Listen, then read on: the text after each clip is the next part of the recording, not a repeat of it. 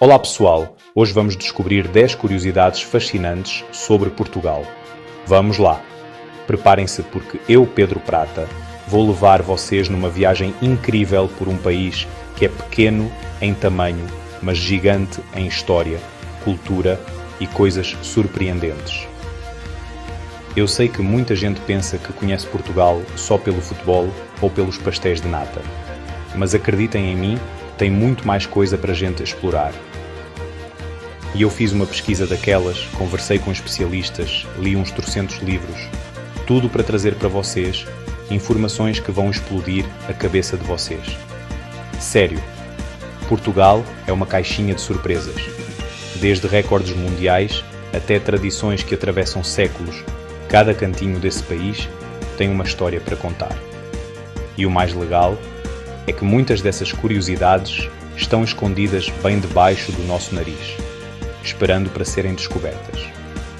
A gente vai falar de livrarias que parecem ter saído de um filme de fantasia, de materiais que o mundo inteiro usa e que Portugal domina a produção, de músicas que tocam a alma e de construções que desafiam o tempo. Estão prontos para essa aventura? Porque eu estou pilhado. Então, se ajeitem aí na cadeira, peguem a vossa água, ou quem sabe um bom vinho português, se já for a hora certa, e abram bem os ouvidos e os olhos. Este vídeo não é só para informar, é para inspirar vocês a olharem para Portugal com um carinho ainda maior, ou quem sabe até planejar aquela viagem dos sonhos. Vamos desmistificar algumas coisas, aprender um monte e, o mais importante, nos divertir juntos, descobrindo os segredos mais bem guardados de Portugal. Bora nessa que o conhecimento não espera. E para começar com o pé direito, que tal a gente falar de um recorde mundial que Portugal ostenta com muito orgulho? Vocês sabiam que a livraria mais antiga do mundo, ainda em funcionamento, fica em Lisboa? É isso mesmo. Estou falando da Livraria Bertrand, um verdadeiro templo para os amantes de livros. Fundada lá atrás, em 1732, pelos irmãos Pedro e José Bertrand, essa livraria não é só um comércio, é um pedaço vivo da história literária e cultural, não só de Portugal, mas do planeta. Imaginem só quantas gerações de leitores, escritores e pensadores já passaram por aquelas portas. A Livraria Bertrand, localizada no coração do Chiado, um bairro super charmoso de Lisboa, é mais do que um lugar para comprar livros. É uma experiência. Desde a sua fachada histórica até o ambiente acolhedor lá dentro, tudo respira tradição. Pensem comigo, essa livraria sobreviveu a terremotos, como o devastador sismo de 1755 que destruiu grande parte de Lisboa. Ela teve que se reerguer, se adaptar, mas nunca perdeu sua essência. Isso mostra uma resiliência que é, por si só, uma história incrível de superação e amor pela cultura. É como se cada livro nas prateleiras carregasse um pouquinho dessa força. E não pensem que por ser antiga ela parou no tempo, viu? A Bertrand soube se modernizar, expandindo sua rede por todo o país. Mas a loja original do Chiado continua sendo o seu grande símbolo. Ela é reconhecida pelo Guinness World Records como a livraria mais antiga do mundo em atividade contínua. Isso é um feito e tanto. Visitar a Bertrand é como fazer uma viagem no tempo. É sentir o peso da história e a paixão pela leitura que resiste a todas as modernidades. É um lugar que inspira, que acolhe e que prova que os livros são eternos. Para os portugueses, a Bertrand é um orgulho nacional, um marco cultural que representa a importância da literatura e do conhecimento. E para nós, curiosos de plantão, é a prova de que algumas coisas são feitas para durar. Imagina só a quantidade de histórias que aquelas paredes já ouviram, os debates que já aconteceram ali dentro, os sonhos que foram despertados folheando páginas. É sem dúvida um lugar mágico que merece ser visitado e celebrado por todos nós. Fica a dica: se forem a Lisboa, coloquem a Livraria Bertrand no topo da lista. Agora, vamos falar de uma riqueza natural que coloca Portugal no topo do pódio mundial. Vocês já pararam para pensar de onde vem a cortiça? Aquela mesma das rolhas de vinho, dos quadros de aviso, de revestimentos super estilosos? Pois é, preparem-se para o choque. Portugal é, disparado, o maior produtor e exportador de cortiça do planeta. Isso mesmo. Mais da metade de toda a cortiça consumida no mundo sai daqui, dessa terrinha abençoada por sobreiros, que são as árvores que nos dão esse material incrível. O sobreiro é uma árvore fantástica, e o processo de extração da cortiça, chamado de descortiçamento, é totalmente sustentável. Sabiam disso? A casca da árvore é retirada cuidadosamente por trabalhadores especializados, os tiradores, sem que a árvore precise ser cortada. É um trabalho artesanal, passado de geração em geração. E o mais legal é que o sobreiro continua vivinho da Silva e depois de uns 9 anos, mais ou menos, ele já tem uma nova camada de cortiça pronta para ser colhida.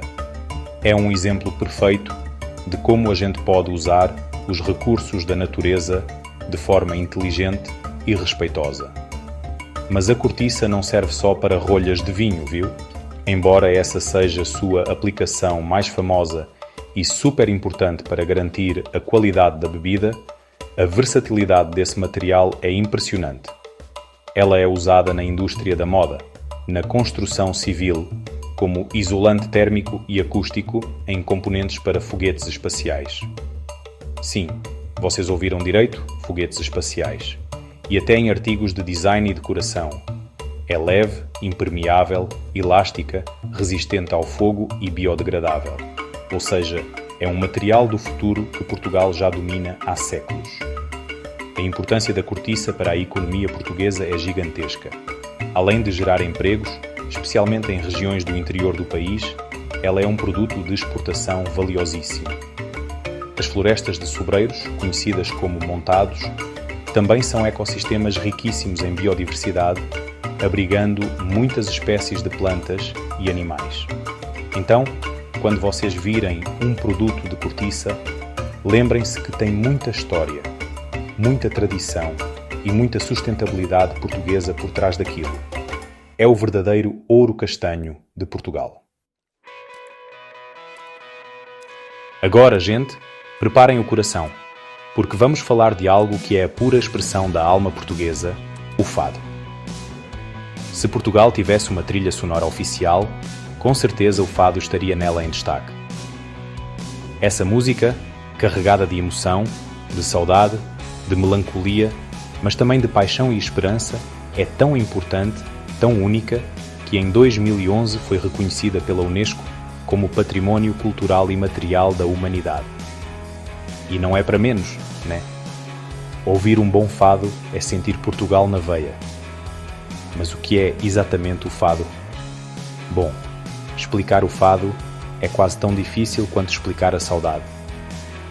É um género musical que geralmente é cantado por uma única voz, o fadista, acompanhado pela guitarra portuguesa, aquele instrumento lindo, com um som inconfundível, que parece chorar junto com o cantor, e muitas vezes também pelo violão clássico, chamado de viola de fado, e pelo baixo acústico. As letras falam de amor, de perda, do destino, das dificuldades da vida, da nostalgia pelos tempos que não voltam mais. É uma música que toca fundo, que faz a gente refletir. As origens do fado são um pouco misteriosas, com teorias que apontam para cantigas de marinheiros, influências mouras e africanas, ou até mesmo para o lundum brasileiro.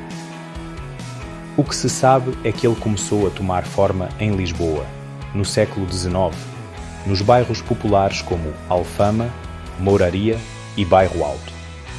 Eram os lugares boêmios, dos marinheiros, das prostitutas, da gente simples. O fado nasceu do povo e para o povo, expressando seus sentimentos mais profundos.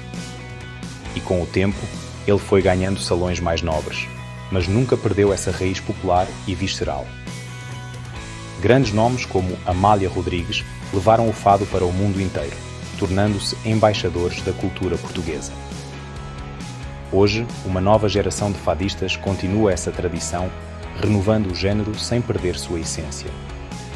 Ouvir fado numa casa de fados em Lisboa, com pouca luz, um bom vinho e aquele silêncio respeitoso enquanto o fadista canta, é uma experiência transformadora.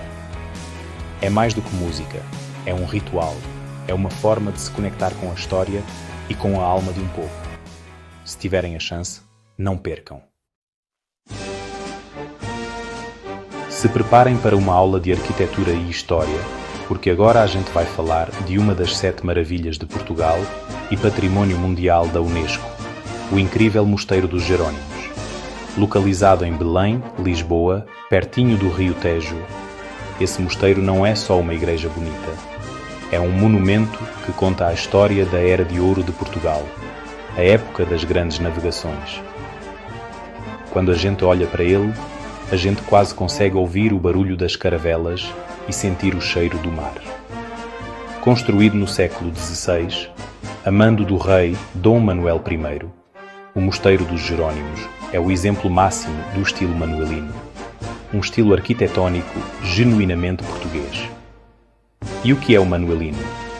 Imaginem uma decoração super rica em detalhes, com elementos que remetem ao mar e às navegações cordas, esferas armilares, cruzes da Ordem de Cristo, conchas, algas.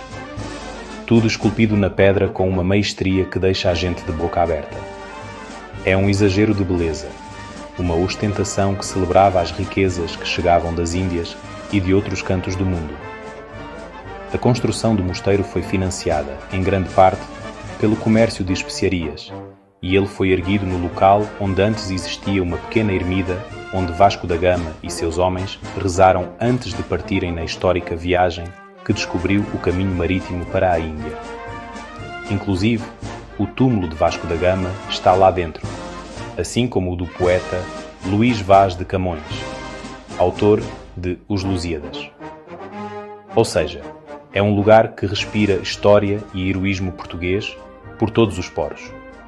É impossível não se sentir pequeno diante de tanta grandiosidade. Visitar o Mosteiro dos Jerónimos é uma verdadeira imersão. A igreja, com suas colunas altíssimas que parecem troncos de palmeiras, e o claustro, considerado um dos mais belos do mundo, com seus arcos e detalhes minuciosos, são de tirar o fôlego.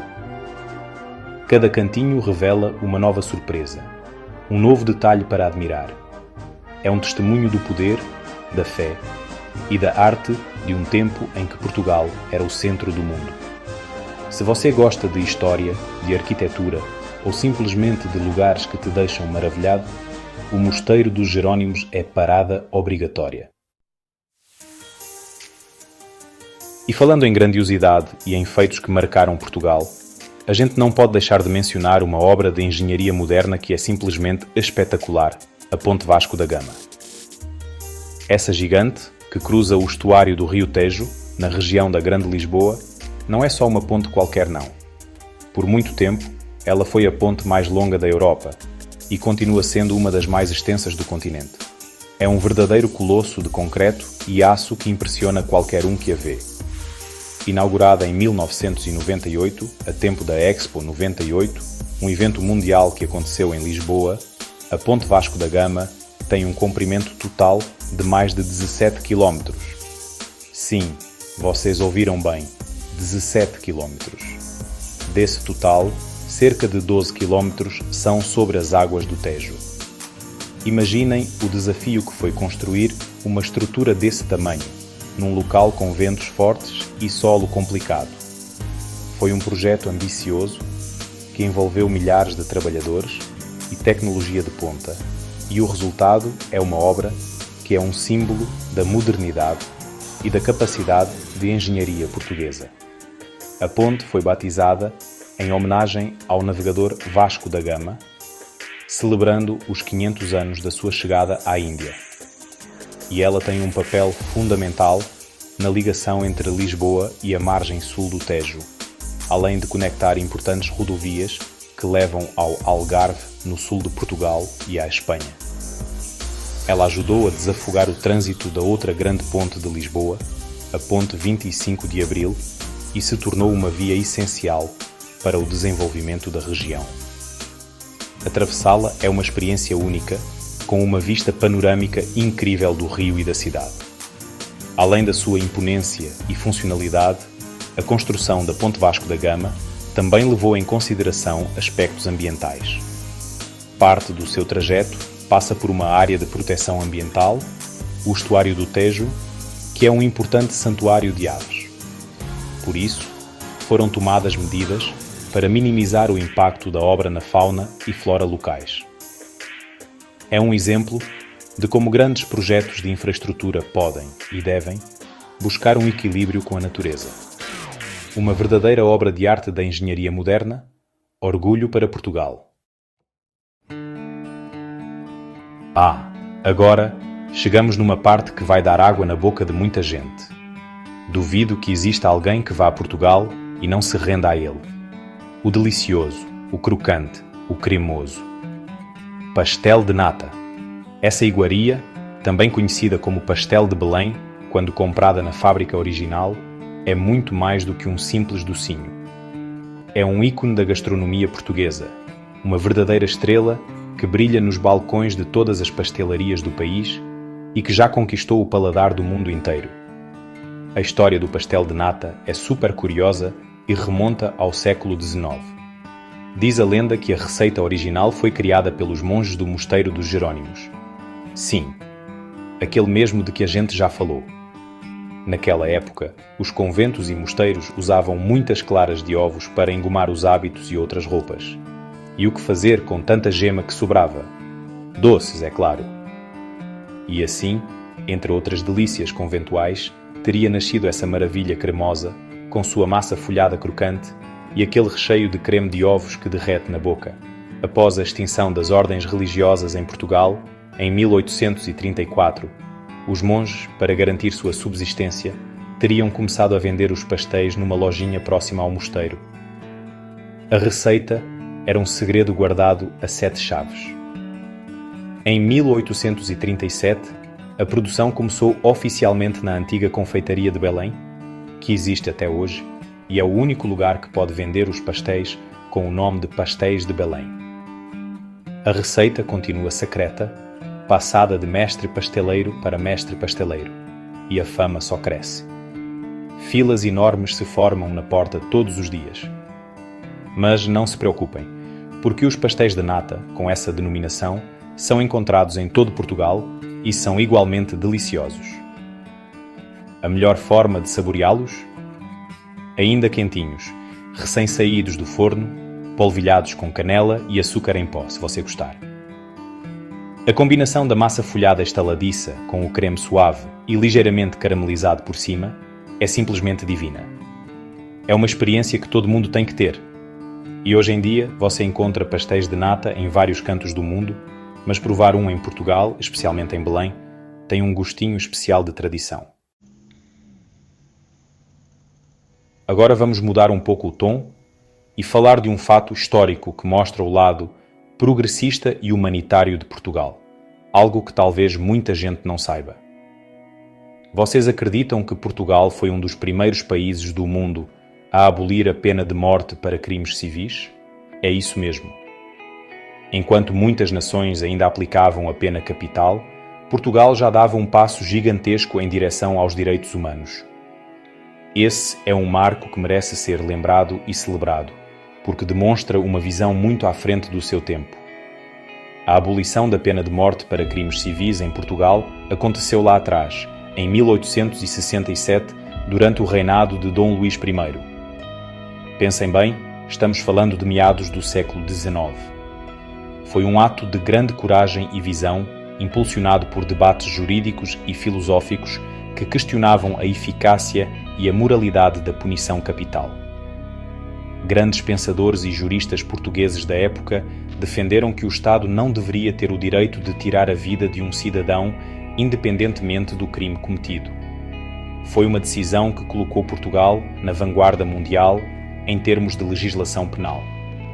É importante notar que a última execução em Portugal tinha ocorrido alguns anos antes, em 1846, e a pena de morte para crimes políticos já havia sido abolida em 1852.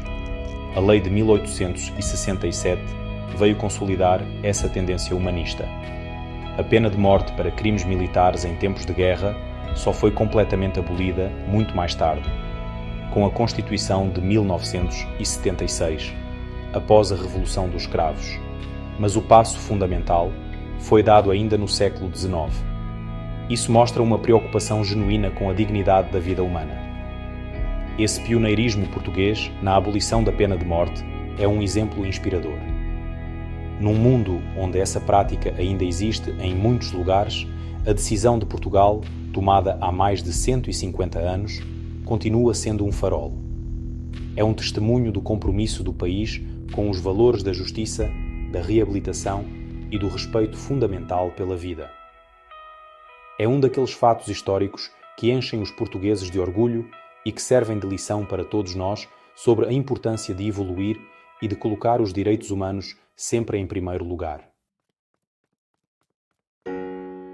Prestem atenção, porque agora a gente vai viajar no tempo para conhecer uma das instituições de ensino mais antigas e prestigiadas, não só de Portugal, mas da Europa e do mundo. Estou falando da magnífica Universidade de Coimbra, fundada em 1290. Imaginem só, 1290. Naquela época, o Brasil nem sonhava em ser descoberto pelos europeus, e Coimbra já estava formando mentes brilhantes e construindo um legado de conhecimento que perdura até os dias de hoje. É de arrepiar pensar em quanta história tem ali. Originalmente fundada em Lisboa pelo rei Dom Dinis, a universidade foi transferida definitivamente para Coimbra em 1537, ocupando o antigo Paço Real da cidade, no topo de uma colina com uma vista deslumbrante sobre o rio Mondego. E desde então, ela se tornou o coração intelectual de Portugal por muitos séculos. Gerações e gerações de reis, poetas, cientistas, políticos e grandes pensadores portugueses e de outras partes do mundo lusófono passaram pelos seus bancos escolares. É um lugar que literalmente moldou a história e a cultura de Portugal. A Universidade de Coimbra não é famosa apenas pela sua antiguidade, mas também pelas suas tradições académicas únicas, que são mantidas com muito orgulho pelos estudantes. Quem nunca ouviu falar da praxe, dos trajes académicos com suas capas pretas imponentes, ou da queima das fitas, a festa gigantesca que marca o fim do ano letivo para os finalistas?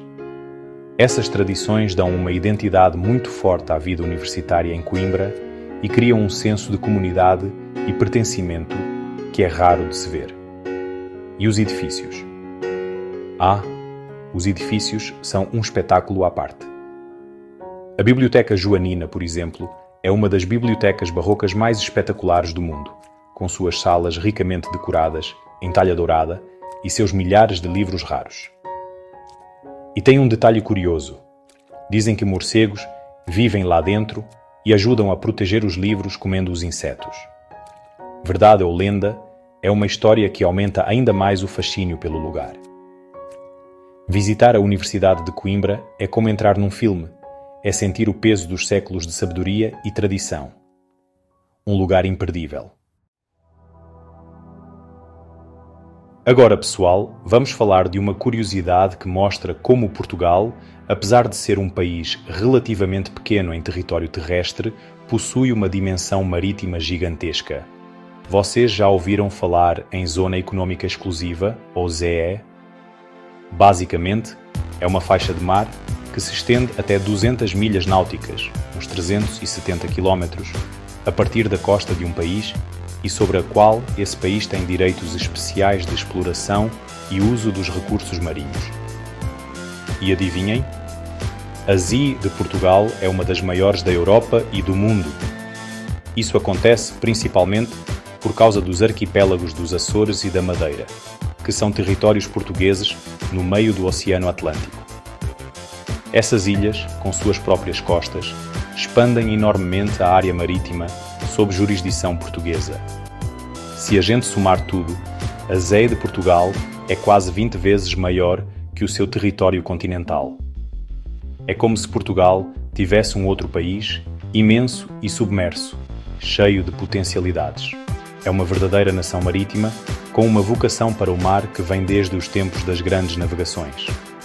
Mas qual é a importância de ter uma ZEI tão grande assim? Bom, são muitas. Primeiro, os recursos pesqueiros. Essa vasta área oceânica é rica em peixes e outros frutos do mar, o que é fundamental para a indústria da pesca portuguesa e para a alimentação. Além disso, o fundo do mar dessa zona pode conter minerais valiosos, como nódulos polimetálicos, e também há um potencial enorme para a exploração de energias renováveis, como a energia das ondas e a eólica offshore. É uma riqueza que ainda está sendo descoberta e explorada. Essa imensa área marítima também confere a Portugal uma grande responsabilidade em termos de conservação ambiental, fiscalização e segurança marítima. É um desafio gerenciar um espaço tão vasto, mas também uma oportunidade incrível para o desenvolvimento sustentável do país. A ZEI portuguesa é um património estratégico, um legado do passado e uma promessa para o futuro.